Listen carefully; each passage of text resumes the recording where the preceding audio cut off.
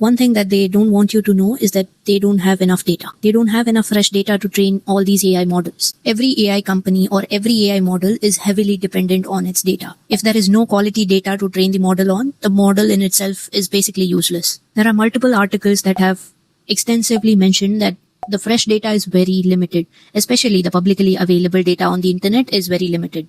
In words of Elon Musk, AI is eating its own slop. Let's understand this with simple analogy. For example, a car works on a fuel. It can be any kind of fuel.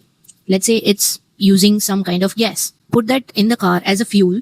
It will consume that fuel and put out some residual gas. What if you collect that waste and put it again in the car as a fuel and do this over and over? At some point, it would stop being a fuel and it would start affecting the car, its engine, and every part in it. Same thing happens with AI models.